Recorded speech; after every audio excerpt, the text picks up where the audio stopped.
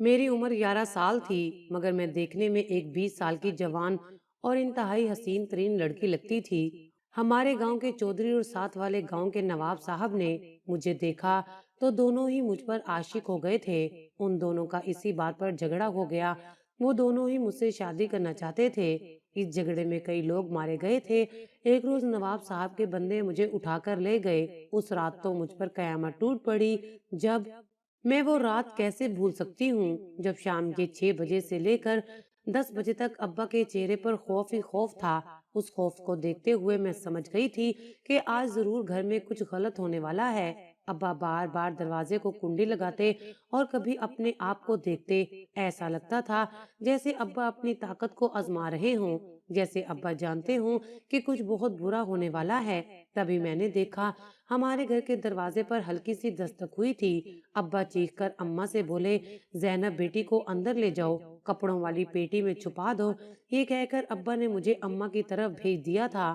اماں مجھے پکڑ کر سیدھا اندر کمرے میں لے گئی تھی اور کپڑوں والی پیٹی میں چھپا کر بولی، یہاں سے ہلنا مت اور سانس لینے کی بھی آواز باہر نہ آئے ورنہ ہم سب مارے جائیں گے۔ میں سوچ ہی رہی تھی کہ اماں ایسا کیوں کہہ رہی ہے، لیکن پھر جب تھوڑی ہی دیر کے بعد بوٹوں کی آواز میرے کانوں میں پڑی تو میں سمجھ گئی کہ واقعی میری اور میرے ماں باپ کی جان کو خطرہ ہے۔ دروازہ ٹوٹنے کی آواز آئی تھی اور پھر ایک وحشت ناک چیخ جو کہ شاید اماں کی تھی۔ ان لوگوں نے ہمارے گھر کے قیمتی برتن بھی توڑ دیے تھے، ابھی ہمارے گھر کی تلاشی لے رہے تھے۔ امی نے مجھے مہارت سے ایسی جگہ پر چھپایا تھا جہاں خوش قسمتی سے یہ لوگ نہیں پہنچ سکے تھے۔ وہ بھوکے کتوں کی طرح ابا سے پوچھ رہے تھے کہ تمہاری بیٹی زینب کہاں ہے؟ ابا نے مجھے چھپا دیا تھا۔ ابا بولے، میں نہیں جانتا کہ زینب کہاں ہے، وہ ڈر کر یہاں سے بھاگ گئی ہے۔ وہ آدمی ابا پر دھاڑتے ہوئے بولا، بڈھے ہمیں بیوقوف مت بنا، وہ 11 سال کی لڑکی کہاں جا سکتی ہے؟ تو نے ہی اسے کہیں چھپایا ہوگا۔ میرا دل چاہا کہ میں اس پیٹی سے نکل آؤں اور اپنے ابا کو بچا لوں، پر میں یہ بیوقوفی نہیں کر سکتی تھی۔ میں جانتی تھی کہ اس کا انجام کیا ہوگا۔ میرا دل بری طرح سے کانپ رہا تھا، مگر ابا کچھ نہیں کر پائے تھے اور پھر وہ گنڈے لوگ وہاں سے چلے گئے تھے۔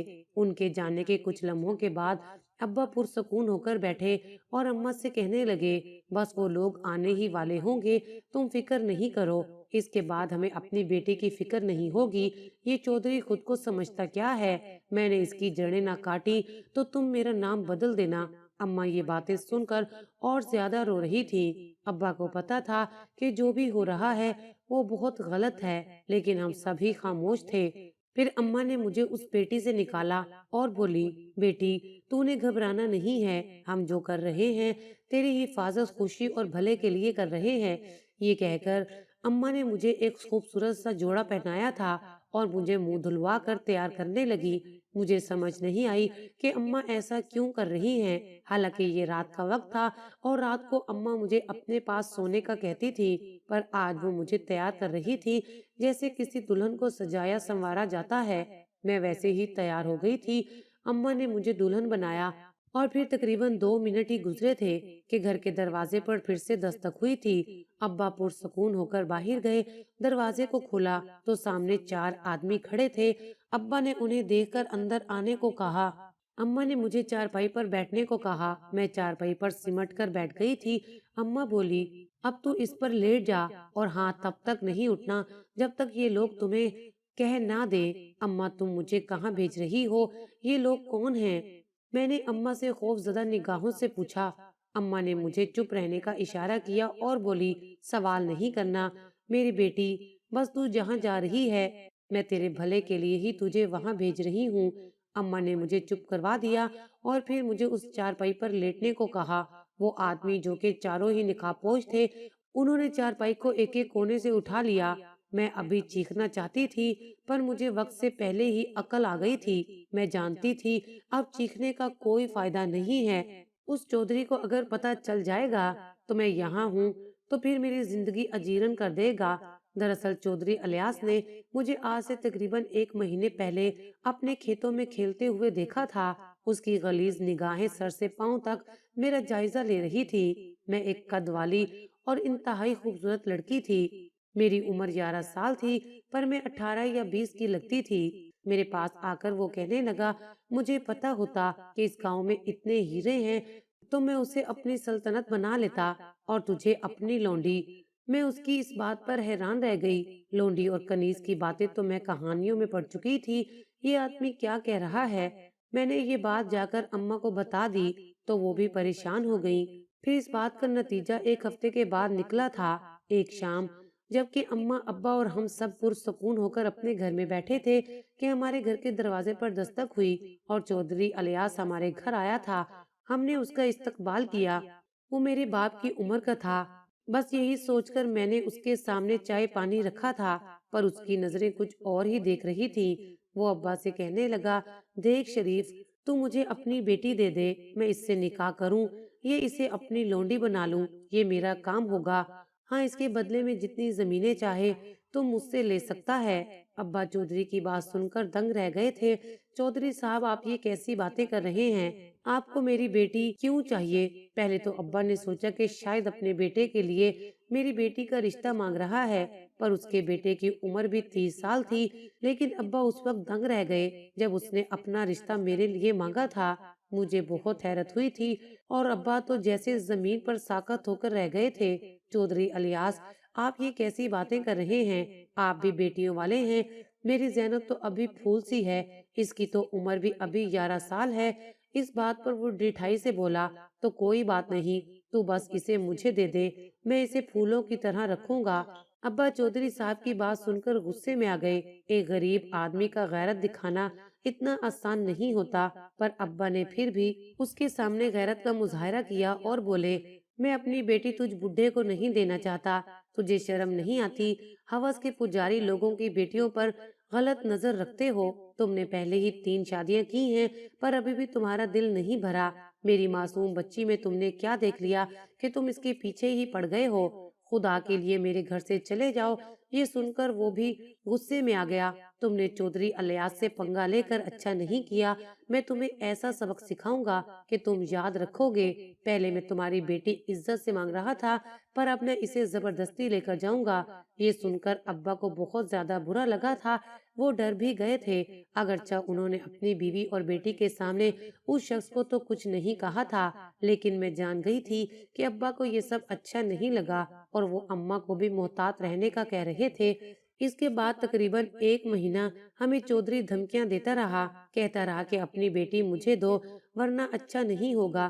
ابا ہر بار انکار کرتے رہے، پر اب ابا گہری سوچوں میں گم رہتے۔ 2 دن گاؤں سے باہر چلے جاتے، وہ نہ جانے کس سے ملنے جاتے تھے۔ یہ بات میری سمجھ میں نہیں آتی تھی۔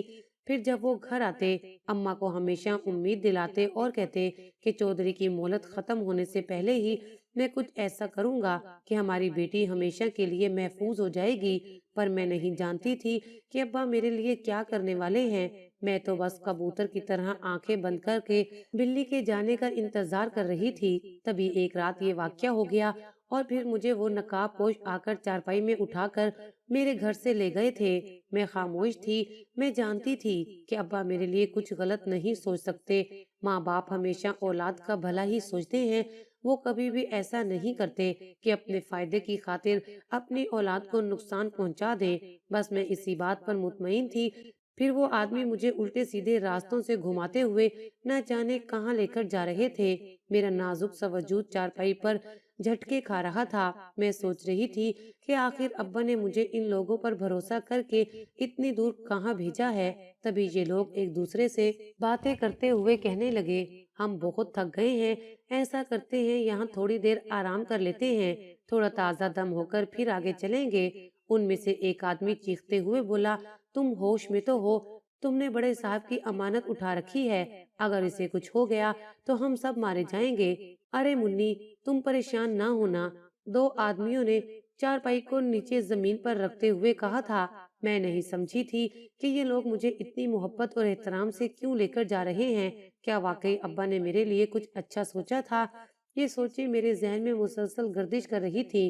ان لوگوں نے دریا کے کنارے چارپائی رکھی، میں بھی اٹھ کر بیٹھ گئی تھی۔ اب مجھے یہ سب لوگ بالکل بھی برے یا پھر غیر محفوظ نہیں لگ رہے تھے۔ ظاہر ہے میرے ابا نے مجھے ان کے ساتھ بھیجا تھا، کوئی تو اس میں حکمت ہوگی۔ उनमें से 2 नकाबपोश मेरे साथ रुके और बाकी दरिया पर चले गए। शायद ये लोग हाथ मुंह धोने गए थे। फिर मैंने देखा ये लोग दरिया के किनारे खड़े होकर नमाज पढ़ रहे थे। अब तो मुझे पक्का यकीन हो गया कि नमाज पढ़ने वाले लोग बुरे नहीं हो सकते। फिर मैं क्या जानती थी मेरी जिंदगी में आगे क्या लिखा है, कितना कर्ब और कितना दर्द लिखा है। थोड़ी देर के बाद ये लोग फारिग होकर आए और कहने लगे, अगर तुम यहाँ पर परेशान नहीं हो रही तो हम एक मछली पकड़कर उसका शिकार करके उसे पकाते हैं, तुम खाओगी क्या?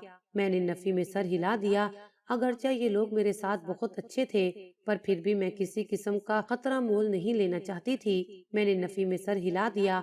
दूसरे आदमी ने पहले को इशारा किया और बोला, देखा तुमने, ऐसे तो इस खानदान की इतनी तारीफें नहीं होती। ये लोग बहुत खुददार किस्म के लोग हैं। मैं उनकी बातें नहीं समझी थी। बहरहाल 10 मिनट के बाद वो चारपाई दोबारा चल पड़ी। मैं भी पहले की तरह आराम से लेट गई। अब तो मुझे आदत हो गई थी। ये लोग दरिया का पुल पार करने लगे तो मेरा दिल जोर जोर से धड़कने लगा था। मैंने चारपाई को खींचकर पकड़ रखा था। लगता था जैसे मैं अभी यहाँ से नीचे गिर जाऊंगी। दरिया पार करके जैसे ही ये लोग दूसरी तरफ आए, मैंने पीछे मुड़कर देखा तो मेरा गांव बहुत दूर रह गया था। मेरी आंखों से बेअख्तियार आंसू गिरने लगे थे। अंधेरी रात में मुझे बहुत डर भी लग रहा था और अम्मा अब्बा की नरम आगोश याद आ रही थी। काफी देर के बाद वो लोग मुझे एक जगह पर ले आए। मैं जिस जगह पहुंची थी वो बहुत ही अलग और पुरसकून सी थी। एक बड़ी सी हवेली पर मेरी नजर पड़ी, जहाँ पर रोशनियों से जगमगाती हर चीज थी। हवेली के शानदार दरवाजे पर मुझे उतारा गया था। चारपाई से मैं उतरी ही थी कि आसपास शोर शुरू हो गया। छोटी छोटी लड़कियां खुशी से मेरी तरफ बढ़ी थीं। ये तकरीबन 3-4 लड़कियां थीं। उनके पीछे पीछे एक बड़ी उम्र रसीदा औरत आ गई जो तकरीबन उम्र में 40 साल की लगती थी। उसने मुझे देखा तो बोली, आ गई हो बेटी, तुम्हें मुबारक हो। तुम्हारे कदम इस हवेली में बहुत ज्यादा मुबारक साबित होंगे। मैं तुम्हारे वालिद को जानती हूँ, बड़े ही शरीफ और नेक इंसान हैं। ये कहकर उस औरत ने मुझे हाथ से पकड़ा और अंदर कमरे में ले गई। मैंने देखा कि उस कमरे में 2 बड़े बड़े पर्दे लगे हुए थे। पर्दे के एक तरफ मुझे बिठाया गया, जबकि दूसरी तरफ जाने कौन था ये मैं नहीं जानती थी। औरत कहने लगी, बेटा, अब तुम्हारी शादी होने जा रही है, वो भी एक बहुत ही आला नस्ब के इंसान से। अब तुम्हें जो भी कहा जाए बस उस पर तुमने अपना सर हिला देना है। मैं मासूम सी थी। अम्मा अब्बा की तरबियत भी ऐसी थी कि मैंने कभी किसी बात पर बड़ों को ना नहीं की थी। और फिर जिन लोगों के साथ अब्बा ने मुझे भेजा था, यकीनन वो बुरे तो नहीं हो सकते थे। मुझे अजीब तो लगा था, पर फिर भी मैंने हाँ कह दी। मैंने कहा, ठीक है, आप जैसा कहेंगी मैं वैसा ही करूंगी। और मेरी आंखों से आंसू निकलने लगे। 11 साल की उम्र में मेरी शादी की जा रही थी। जाहिर है मुझे अजीब भी लगना था। मैं डर भी रही थी।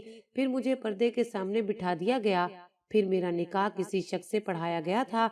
मैं ये नहीं जानती थी कि वो कौन है, मुझसे क्या चाहता है और क्यों एक आम सी झोंपड़ी में रहने वाली लड़की को इस बड़ी हवेली में ले आया था। मेरा निकाह कर दिया गया और फिर वही औरत मुझे उठाकर दूसरे कमरे में ले गई। यहाँ एक शानदार रेशमी बिस्तर बिछा हुआ था। वो बोली कि तुम इस पर सो जाओ, हम सुबह बात करेंगे। अभी रात बहुत ज्यादा हो गई है, अगर कोई तमाशा होगा तो देखा जाएगा। मैं उस कमरे में जाकर बैठी ही थी कि एक शोर शराबा हवेली के दरवाजे पर होने लगा था और फिर धमाकेदार आवाजें आने लगी। लगता था जैसे 2 ग्रुपों की लड़ाई हो रही हो। वो औरत दरवाजा बंद करके दोबारा मेरे पास आकर बैठ गई और बोली, बेटी, तुम बिल्कुल भी फिक्र नहीं करो। हमारे कुछ दुश्मनों ने हमारे घर पर हमला कर दिया है। ये बाहर मर्दों का काम है, वो देख लेंगे। उन्होंने हम औरतों पर आज तक कोई आंच नहीं आने दी। वो औरत मुझे समझा रही थी और मैं खुद को अभी तक गैर महफूज तस्वुर कर रही थी। पर अब तुम एक बहुत बड़े इंसान के निकाह में आ चुकी हो जो कि आला हस्ब नस्ब से ताल्लुक रखता है। ये कहकर उस औरत ने मुझे प्यार किया और कहा, अब तुम सो जाओ, मैं तुम्हारे साथ ही हूँ। कुछ हुआ तो तुम्हें बता दूंगी। मैंने कहा, ठीक है। मैं सो गई। सुबह उठी तो वो औरत वहाँ पर मेरे साथ ही लेटी हुई थी। कहने लगी कि चलो, तुम्हारे अब्बा तुमसे मिलने आए हैं, वो तुमसे मिलेंगे तो उनको अच्छा लगेगा और वो तुम्हें कुछ बताना भी चाहते हैं। मैंने कहा, ठीक है। मैं बहुत खुश हो गई कि अब्बा मुझसे इतनी दूर से मिलने आए हैं। میں باہر گئی تو ابا بڑے سے کمرے میں بیٹھے ہوئے تھے، ان کا سر جھکا تھا اور وہ بہت مطمئن تھے۔ مجھے دیکھتے ہی میرے قریب آ گئے، میرے سر پر ہاتھ رکھا اور میرے ساتھ بیٹھ گئے، پھر بولے میری پیاری بیٹی کہ میں نے تمہیں بتائے بغیر اتنا بڑا فیصلہ کر لیا، پر مجھے اتنا معلوم ہے میری بچی مجھے شرمندہ نہیں کرے گی۔ تم نے میرا سر فخر سے بلند کر دیا، جو میں نے کہا تھا ویسا ہی ہوا ہے۔ تم نے ان لوگوں کے سامنے بدتمیزی نہ کر کے میرے لیے بہت بڑی آسانی کر دی۔ بیٹا، مجھے تم سے اتنی سی عمر میں اتنی توقع نہیں تھی کہ تم میری تربیت کا اتنا مان رکھو گی۔ میں ابا کے پاس بیٹھی تھی، ابا مجھے پیار کیے جا رہے تھے، کبھی ابا میرے سر پر بوسہ دیتے تو کبھی خوش ہو کر مجھے گلے لگا لیتے۔ میں نے کہا ابا یہ کون لوگ ہیں جن کے ساتھ میری شادی ہوئی ہے؟ ابا بولے بس بیٹا، تمہاری شادی جس سے ہوئی ہے اس کا نام نواب سلیم ہے اور وہ واقعی ایک عظیم انسان ہے، تمہیں بہت زیادہ خوش رکھے گا، اس حویلی کا وہ واحد مالک ہے۔ ابا کہنے لگے کہ ابھی مجھے واپس جانا ہوگا کیونکہ چودھری الیاس پاگلوں کی طرح تمہیں ڈھونڈ رہا ہے۔ اس وقت وہ بہت غصے میں ہے، اسے لگتا ہے کہ میں نے تمہیں کہیں چھپا رکھا ہے۔ گھر میں آ کر اس نے پورے گھر کی تلاشی لی ہے، تمہاری ماں کو بھی بہت باتیں سنا رہا تھا، کہہ رہا تھا کہ تم جہاں بھی ہوگی وہ تمہیں ڈھونڈ لے گا، پر اب ایسا نہیں ہو سکتا۔ اس کی طبیعت نواب سلیم نے صاف کر دی ہے۔ نواب سلیم کے لیے تم زندگی موت کا مسئلہ ہو کیونکہ تم اس کی عزت بن چکی ہو۔ بیٹا تم فکر نہیں کرو، جب تم اپنے شوہر کو دیکھو گی تو تمہیں میرا فیصلہ برا نہیں لگے گا۔ میری آنکھوں سے آنسو نکلنے لگے تھے پر میں خاموش بیٹھی رہی تھی، میں نے کسی قسم کے دکھ کا اظہار نہیں کیا تھا، میں ابا کو پریشان نہیں کرنا چاہتی تھی۔ ابا حویلی سے چلے گئے تھے، عورت دوبارہ میرے پاس آئی اور بولی تم جا کر غسل خانے میں نہا لو، تیار ہو جاؤ، میں نے تمہیں عروسی جوڑا پہنانا ہے۔ عورت کی بات سن کر میں جا کر نہا دھو کر تیار ہو گئی، اس نے مجھے سرخ رنگ کا جوڑا پہنا دیا اور بولی آج تمہارا شوہر تم سے ملنے آئے گا، سو تم نے تیار رہنا ہے۔ میں بھی خوش ہو گئی، جس سے میری شادی ہوئی تھی وہ مجھے دیکھ تو لے، میں نے اپنے آپ کو خوب سجایا تھا پر میں تھی تو بچی ہی، مجھ میں وقت سے پہلے عقل آ چکی تھی۔ میں تیار ہو کر بیٹھی تھی، تبھی دروازہ کھلا اور میرا شوہر جب میرے سامنے آیا تو میں دنگ رہ گئی۔ وہ تو میرے جیسا ہی نوجوان تھا، اس کی عمر تقریباً 18 سال ہوگی۔ اسے دیکھ کر میرا دل خوش ہو گیا۔ نواب سلیم آپ کا نام ہے؟ میں نے پوچھا تو وہ ہنس پڑا، ہاں جی میرا نام ہے اور تم میری بیوی ہو، مجھے تم پر فخر ہے، تم بہت ہی اعلیٰ خاندان کی لڑکی ہو، مجھے اپنی نسل کے لیے تم جیسی لڑکی کی ضرورت تھی۔ میں تو اس کی باتیں سن کر حیران رہ گئی تھی، پھر اس نے جو باتیں کی وہ تو میں سنتی ہی رہ گئی۔ وہ بولا کہ ہم کچھ سال بعد ہی شادی کر سکتے تھے مگر تمہارے گاؤں کا چودھری تمہارا دشمن بن گیا تھا، اس نے تمہارا جینا حرام کر دیا تھا، اس لیے یہ شادی بڑی مجبوری میں کرنا پڑی ہے۔ ہم نواب لوگ ہیں اور وہ ہمارے سامنے کچھ بھی نہیں ہے، میں اسے ایسا سیدھا کروں گا کہ وہ یہ گاؤں ہی چھوڑ کر بھاگ جائے گا۔ میرے شوہر نے مجھے ایسی ایسی باتیں بتائیں کہ میں اس بات پر قائل ہو گئی کہ میری شادی کم عمری میں ہوئی تو اچھا ہوا ہے، مجھے زندگی دیکھنے کا موقع ملے گا اور میں اپنے شوہر کے ساتھ بڑی ہوں گی، اس شخص کے ساتھ جس کے ساتھ مجھے زندگی گزارنی ہے، میں اسی کے ساتھ رہوں گی تو زندگی کتنی خوبصورت ہوگی۔ پھر اس نے مجھے جو بات بتائی مجھے تھوڑی پریشانی بھی ہوئی تھی پر میں خاموش رہی۔ وہ بولا کہ تم اپنے خاندان کے بارے میں جانتی ہو کیا؟ مجھے اپنے خاندان کے بارے میں کچھ پتہ نہیں تھا۔ تب وہ بولا تمہارا تعلق بھی ایک اچھے خاندان سے ہے، بس حالات ایسے بن گئے کہ تم لوگ جھونپڑی میں رہنے پر مجبور ہو گئے تھے۔ اصل میں تمہارے باپ نے اپنی پسند سے ایک غریب لڑکی سے شادی کر لی تھی، جس کی وجہ سے تمہارے دادا نے انہیں گھر سے نکال دیا تھا اور اپنی ساری جائیداد سے آگ کر دیا تھا۔ اور دوسری بات یہ، اور میں نے تم سے پسند کی شادی کی ہے، میں نے ایک بار تمہیں دیکھا تو پہلی نظر میں ہی تمہیں دل دے بیٹھا تھا، پھر جب تمہارے باپ سے رشتے کی بات کی تو انہوں نے بتایا ابھی تمہاری عمر 11 سال ہے مگر تم دیکھنے میں 18 کی لگتی ہو۔ انہوں نے بتایا کہ یہ چیز انہیں وراثت میں ملی ہے، ان کے خاندان کی بہت سی لڑکیاں کم عمری میں ہی جوان ہو جاتی تھی، پھر مجبوراً ان کی شادی جلدی کرنا پڑتی تھی، اور یہ بھی بتایا کہ الیاس تم پر بری نظر رکھتا ہے، وہ کسی بھی وقت تمہیں اٹھا کر لے جاتا۔ اب تم سے شادی کرنا بھی میری مجبوری بن گئی تھی ورنہ تمہاری جان کو بھی خطرہ تھا۔ میرے شوہر نے مجھ سے کوئی بات بھی نہیں چھپائی تھی۔ آج میں اس کے ساتھ بہت خوش ہوں، اور اس 65 سالہ چودھری الیاس کو میرے شوہر نے ایسا سیدھا کیا کہ وہ اپنی ساری زمینیں بیچ کر وہاں سے دور چلا گیا تھا۔ اب سب کچھ ٹھیک ہو گیا ہے اور میں اپنے شوہر کے ساتھ ہنسی خوشی رہ رہی ہوں۔